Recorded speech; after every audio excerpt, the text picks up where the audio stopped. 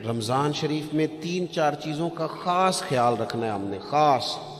ایک تو رمضان شریف میں قرآن پاک سے خاص محبت فرمائیں، شہر رمضان الذی انزل فیہ القرآن، خاص محبت۔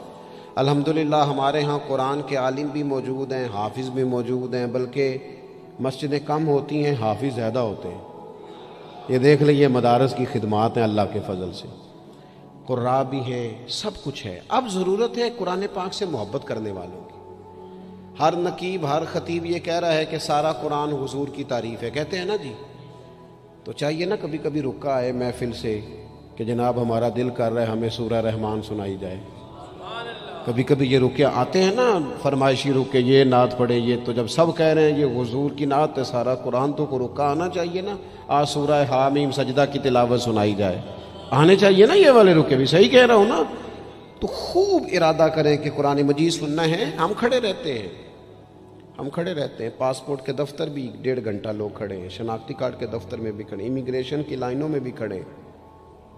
نیت کریں کہ میں نے جم کے قرآن مجید سننا ہے، اور جس مسجد میں پہلی تراویح شروع کریں کوشش کریں کہ ساری تراویح اسی میں پڑھی جائے، اور خاص ذوق کے ساتھ۔ خاص پنجاب میں ایک گاؤں تھا، تو اس میں نا ایک دفعہ ایک بالکل عام سادہ سا آدمی دکاندار تھا، تو اس کا انتقال ہو گیا، تو اس کی قبر سے خوشبو آنے لگی۔ تو اگر پیر صاحب ہوتے پھر تو بچوں کی موج لگ جاتی، کیا بات ہے بھئی، اتنی کرامت۔ عام سادہ آدمی تھا، قبر سے خوشبو آنے لگی، لوگ پہنچ گئے، معلومات کی، گھر تک گئے، کہا کوئی مطلب ٹھیک ہے داڑھی شریف تھی، نمازی تھا، لیکن کوئی ایسی خاص چیز ہم نے نہیں دیکھی۔ تو اس کے گھر والے بتانے لگے کہ نا قرآن مجید نہیں پڑھا ہوا تھا، بوڑھا آدمی تھا لیکن قرآن مجید سے عشق کرتا تھا، کئی گھنٹے قرآن مجید کو وضو کر کے اپنے پاس رکھتا اور پھر انگلیاں چلاتا اور کہتا میرے مالک نے میرے لیے جو بھی فرمایا ہے حق اور سچ ہی فرمایا۔ اسے چومتا، پیار کرتا۔ اللہ نے یہ اعزاز دیا کہ اگر انتقال ہوا تو قبر کی مٹی سے بھی خوشبو آنی شروع ہو گئی۔ خدا را قرآن پاک سے پیار کریں، خوب ذوق بنائیں کہ ہم نے قرآن مجید کو سننا ہے۔ دوسری میری گزارش یہ ہے آپ حضرات سے کہ سحری میں اٹھنا تو ہے ہی، سودا لینے کے لیے بھی جانا ہے، ہمارے ہاں دہی دودھ کے لیے بھی لوگ صبح صبح جاتے ہیں، تو ایسا نہ کریں کہ تھوڑا 10 منٹ اور جلدی اٹھ جائیں اور پورا رمضان تہجد کی نماز پڑھیں۔ بڑی پسند ہے نبی کریم کو تہجد کی نماز۔ صبح اگر 2 رکعتیں نصیب ہو جائیں تو نبی کریم علیہ السلام نے فرمایا جب جوان آدمی تہجد کے لیے کھڑا ہوتا ہے تو اللہ فرشتوں کے سامنے فخر فرماتا ہے۔ یہ ضرور عادت بنائیں، صبح جن لوگوں کو چند نفل نصیب ہو جائیں اور پھر وہ دعا مانگیں، ایک تو رمضان پھر تہجد کا ٹائم، اس ذوق۔ اور تیسری گزارش میری یہ ہے، غریب آدمی جو ہوتا ہے وہ سمجھدار نہیں ہوتا،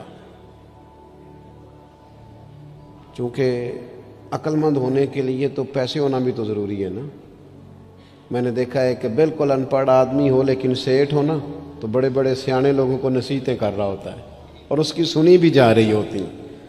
میری غربت نے کیا مجھ کو زمانے میں بدنام، تیری دولت نے تیرے عیب چھپا رکھے۔ یہ نا غریب آدمی، اگر سیانے ہوتے تو وہ بھی مالدار نہ ہوتے، یہ نہیں سمجھدار ہوتے، یہ بیچارے کمزور ہی اس لیے رہ جاتے ہیں کہ ان کو چالاکیاں، تیزیاں الا ماشاءاللہ نہیں آتی۔ تو کئی دفعہ غریب تکلیف بھی دیتا ہے، جب آپ کچھ بانٹنے لگتے ہیں، جب کچھ آپ دینے لگتے ہیں تو کچھ چیزیں محسوس بھی ہوتی ہیں۔ بندہ دیکھ کر خیرات نہ کریں، اللہ کی رضا دیکھ کر کریں۔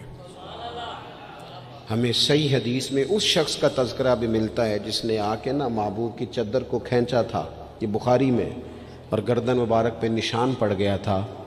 اس نے کہا میں کچھ لینے آیا ہوں، چادر کو کھینچا، تکلیف ہوئی بظاہر، لیکن محبوب نے پھر بھی جب عطا کیا تو مسکرا کے ہی عطا کیا۔ غریب آدمی تکلیف میں ہے، مہنگائی نے آزمائش پیدا کر دی ہے۔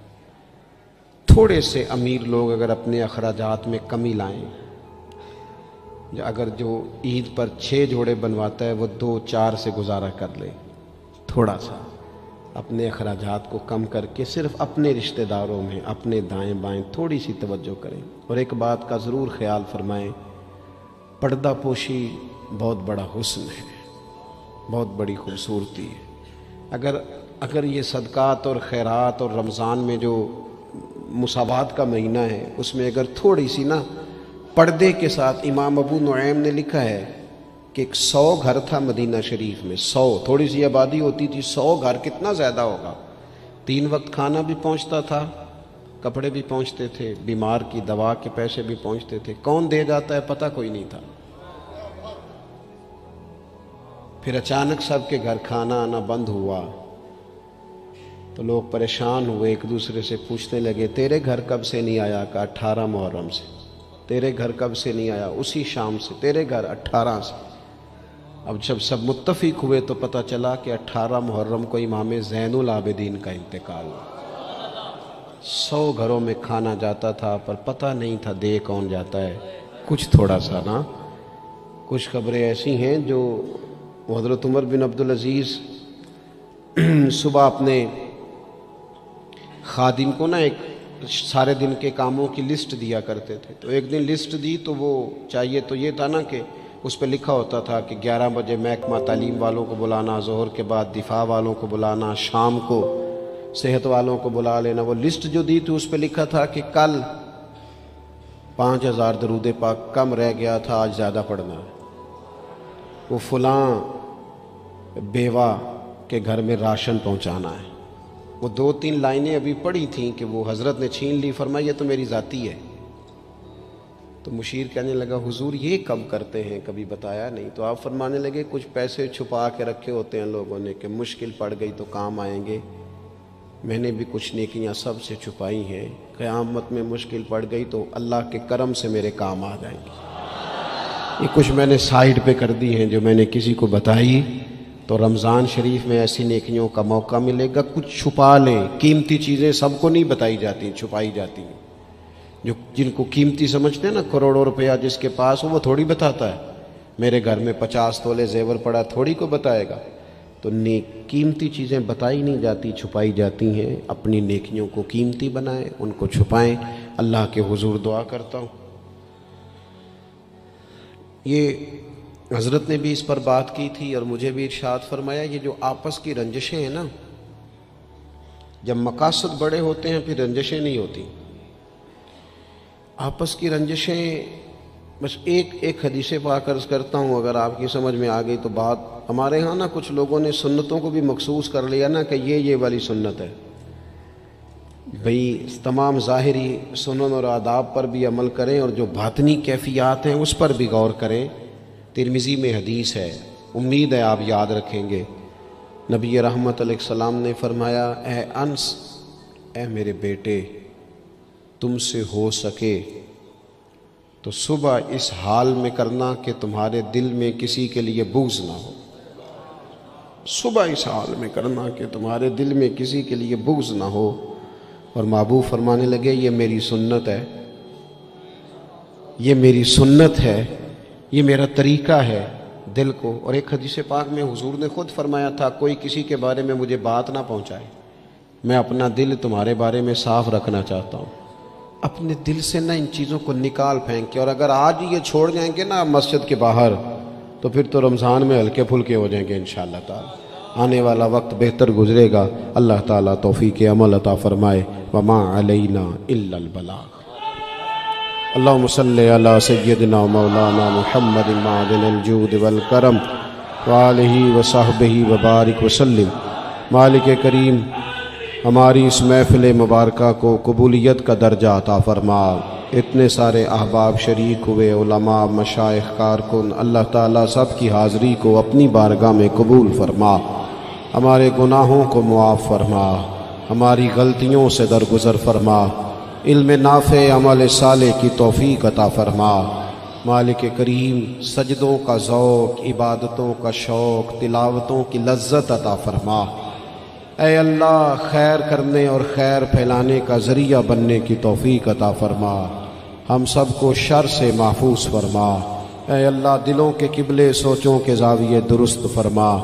दरवाज़ा रसूल सल्लल्लाहु ताला अलैहि वसल्लम की ग़ुलामी और गदाई अता फरमा। बीमारों को शिफा अता फरमा। مقروضوں کو قرض کے بوجھ سے رہائی نصیب فرما، جو تنگ دست ہیں ان کے رزق میں وسعت فرما، امت کے حق میں رحمت والے فیصلے فرما، عالم اسلام پر اپنا خاص فضل و احسان فرما، پاکستان میں نظام مصطفیٰ صلی اللہ تعالیٰ علیہ وسلم کے سویرے کو طلوع فرما، قرب و جوار سے دور دراز سے جتنے احباب آئے قدم قدم برکتیں عطا فرما، جس خوبصورتی کے ساتھ یہ اہتمام کیا گیا اہتمام کرنے والوں کی کاوش کو اپنی بارگاہ میں قبول فرما، ہمارا خاتمہ بالخیر بالایمان فرما۔ دنیا علامہ اسرار صاحب علیل ہیں، مالک کریم شفا عطا فرما، تمام بیماروں کو شفا عطا فرما، دنیا اور آخرت میں ہماری پردہ پوشی فرما۔ اللہم انا نسألک العفو والعافیۃ فی الدین والدنیا والآخرہ، رب اغفر وارحم وانت